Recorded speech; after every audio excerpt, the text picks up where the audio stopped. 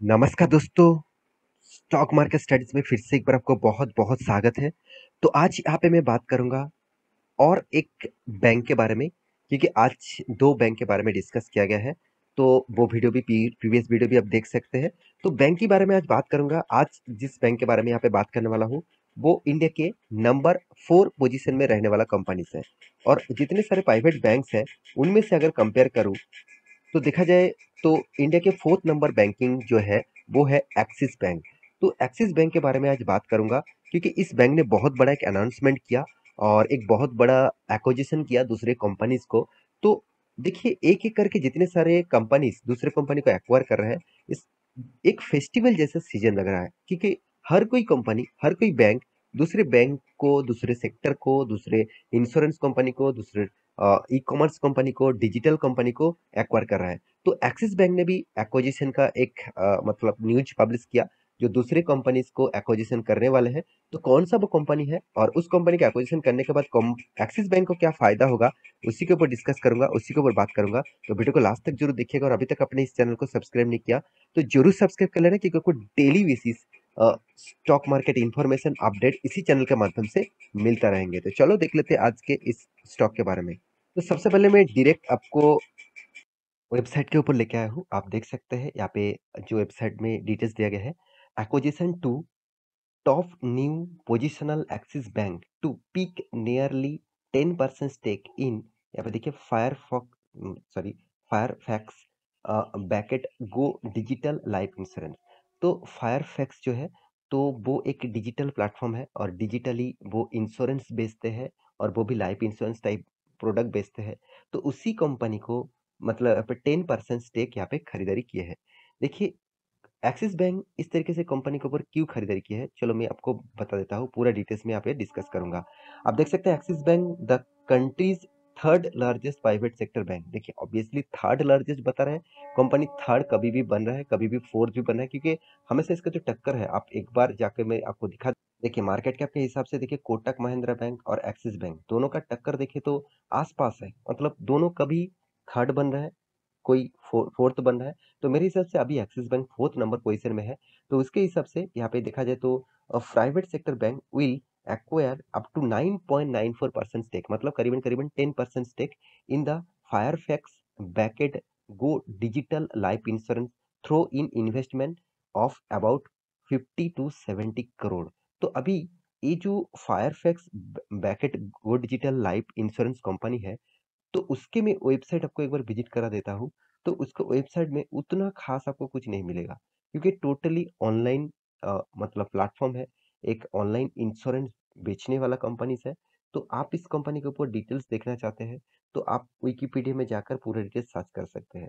तो इसी कंपनी को क्या किया, एक्सिस बैंक ने क्या किया, यहाँ पे खरीदारी की है। आप देख सकते हैं the proposed investment will be made in two, यहाँ पे देखिए जो tranches Axis Bank said in filing with stock exchange, मतलब स्टॉक एक्सचेंज को यहाँ पे बातचीत बता चुके हैं, फाइलिंग कर चुके हैं कि उन्होंने इस तरीके से डिसीजन लिया। 10% का स्टेक वो इस एक लार्जेस्ट इंश्योरेंस बेचने वाला कंपनीज के साथ डील अप करने वाला है, 10% स्टेक खरीदारी करने वाला है।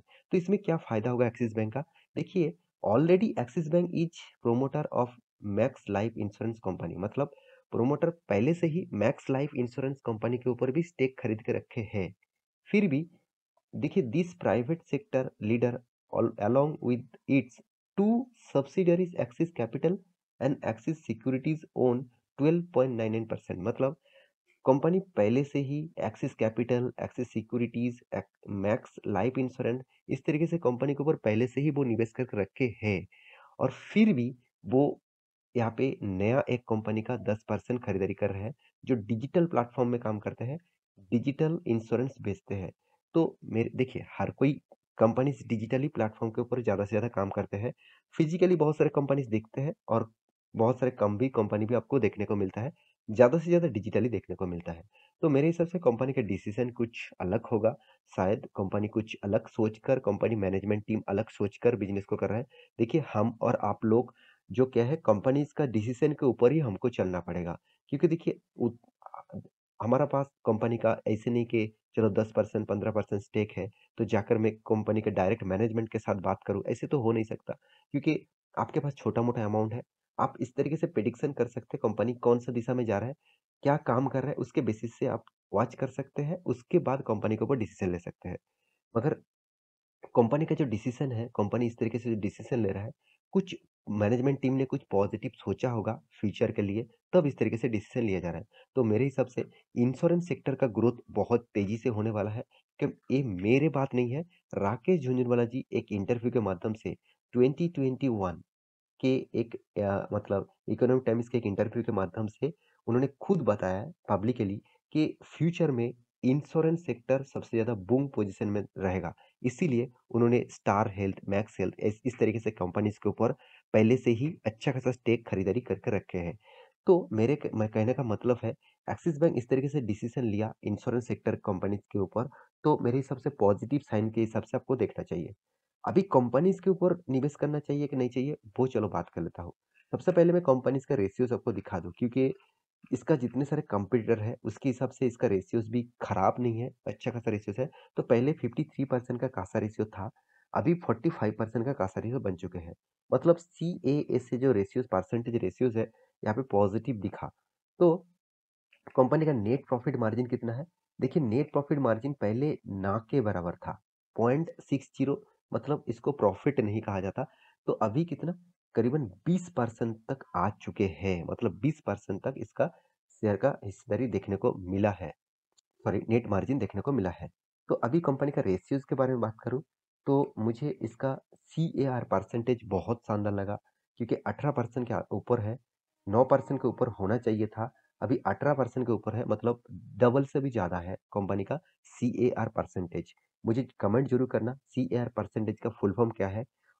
क्योंकि मैं बहुत सारे वीडियोज़ में बता चुका हूँ, जो मेरे रेगुलर वीडियो को वॉच करते हैं, उसको ज़रूर पता होगा। तो आप नए आए हैं तो मुझे कमेंट करके लिखिएगा, और आप गूगल का हेल्प भी ले सकते हैं। तो देखिए रेशियोज़ के बारे में बात करें तो पैग रेशियो मतलब बहुत कम है, अच्छी बात है। कंपनी का एनुअली जो मतलब नेट जो एनपीए है, जो मतलब नॉन परफॉर्मिंग एसेट है, वो धीरे-धीरे करके कम हो रहा है, एक सबसे बड़ी पॉजिटिव साइन बन रहा है। क्योंकि देखिए जितने एनपीए कम होगा, मतलब जितने मार्केट में पैसा कम पड़ा रहेगा, उतना ही बैंकिंग के लिए खास है। तो यहाँ पे बैंकिंग का जो एनपीए है बहुत कम है, मुझे बहुत अच्छा लगा इस परसेंटेज को। तो अभी जो चीज़ मैं आपको यहाँ पे दिखाने वाला हूँ, वो है आप देख सकते हैं एफआईएस और डीएस के बारे में। तो एफआईएस और डीएस के बारे में बात करूँ, तो एफआईएस के पास कितना 46% होल्डिंग है, डीएस के पास कितना 31% होल्डिंग है, पब्लिक के पास 12% है, प्रोमोटर के पास ओनली 9% है, और अदर्स के पास कुछ भी नहीं है। तो सबसे ज्यादा एफआईएस ने माल उठा के रखा, और उसके बाद डीएस ने माल उठा के रखा। तो अभी एक मैं परसेंटेज के हिसाब से आपको इन्वेस्टर दिखा दूं कि पहले कितना था अभी कितना है। तो एफआईएस के पास पहले भी जितना था, उससे छोटा मोटा स्टेक यहाँ पे बेचा है। और डीएस के पास पहले 21 करीबन 22% के आसपास था, अभी 33% 31% हो चुके हैं। पब्लिक के पास 12% था, अभी भी 12% है, और प्रोमोटर के पास 16% था, वो थोड़ा सा स्टेक यहाँ पे बेचा है, करीबन करीबन 9%। देखिए आप कहेंगे सर प्रोमोटर इस कंपनी के ऊपर नहीं है तो क्या कंपनी खराब हो गया? बिल्कुल भी नहीं। बैंकिंग सेक्टर में आपको प्रोमोटर देखने का जैसा मिलेगा, मतलब प्रोमोटर इस तरीके से कंपनी में होता ही नहीं है। ज़्यादा से ज़्यादा बैंकिंग आरबीआई के द्वारा ऑपरेट होता है, तो इसीलिए इसका प्रोमोटर ज़्यादा से ज़्यादा नहीं देखने को मिलता। तो अभी कंपनी के बारे में एक चीज़ आपको दिखा दूँ, कंपनी आपको रिटर्न किस तरीके से दिया। तो आप 10 सालों के रिटर्न देखेंगे तो करीबन 12% के आसपास, और सेम टू सेम अगर आप देखेंगे कंपनी का 5 मतलब 5 सालों की परफॉर्मेंस देखेंगे तो 7% के आसपास, 3 साल में 2% के आसपास आपको कंपनी रिटर्न दिया। तो कंपनी के जो हर साल का जो प्रॉफिट रेशियोज़ है, आप देखेंगे तो नेट प्रॉफिट हर साल में लगातार प्रॉफिट होते जाते हैं, होते रहता है। अच्छा खासा प्रॉफिट रेशियो यहाँ पे देखने को मिलेगा। कंटिन्यूअसली कंपनी ने प्रॉफिट को मेंटेन किया, एक अच्छी बात है, लगातार कंपनी का प्रॉफिट मेंटेन हुआ। तो अभी चार्ट पैटर्न के बारे में बात करूँ, तो देखिए कंपनी जब से स्टार्ट हुआ, कंपनी का स्टार्टिंग पीरियड था 2006, मतलब स्टॉक मार्केट में 2006 में लिस्टिंग हुआ, तब से कंपनी में बहुत ज़्यादा वोल अप्स एंड डाउन्स है। ऐसे नहीं कि कंपनी स्ट्रेट फॉरवर्ड में काम किया, इस तरीके से गया, ऐसे बिल्कुल भी नहीं। अपट्रेंड तो है, मगर बहुत ज़्यादा वोलेटिलिटी है। आप खुद ही यहाँ पे चार्ट पैटर्न देख सकते हैं। कोविड के सिचुएशन में इस पहले कंपनी का हाई था करीबन 830 के आसपास। कंपनी लगातार लगातार गिरते गए, और स्टॉक का प्राइस बन चुके थे करीबन 250 के आसपास। तो सोचिए कंपनी कितना बड़ा क्रैश यहाँ पे दिखा आपको दिखा चुके हैं। फिर भी कंपनी देखिए किस तरीके से आपको रिकवरी किया और कंपनी 52 वीक नहीं लाइफ टाइम हाई को भी अचीव कर चुके थे। लाइफ टाइम हाई को भी ब्रेक कर चुके थे। अभी एक ही पीरियड में काम कर रहा है क्योंकि देखिए आपको यूएस मार्केट का जो सिनेरियो है उसके बेसिस से स्टॉक का या फिर मतलब हलचल देखने को मिल रहा है। तो मेरे हिसाब से इस कंपनी के ऊपर आपका निवेश है तो लॉन्ग टर्म विजन के लिए ज़रूर सोच सकते हैं। एक बार रिसर्च करना उसके बाद डिसीज़न लेना क्योंकि मेरे बात सुनकर कभी भी कोई भी स्टॉक के ऊपर निवेश मत कर लीजिएगा। मैं सारा इन्फॉर्मेशन आपको एजुकेशन पर्पस में देता हूँ। तो उसके ऊपर एक रिसर्च करना उसके बाद डिसीज़न लेना। तो आशा करता हूँ सारी जानकारी आपको मिल चुका है। मेरा वीडियो कैसा लगा ज़रूर कमेंट करना। इसी तरीके से वीडियो पाने के लिए चैनल को सब्सक्राइब भी करना। मिलते हैं नेक्स्ट स्टॉक लेके, तब तक के लिए अच्छे से रहिए, अपने ख्याल रखिए। Bye bye.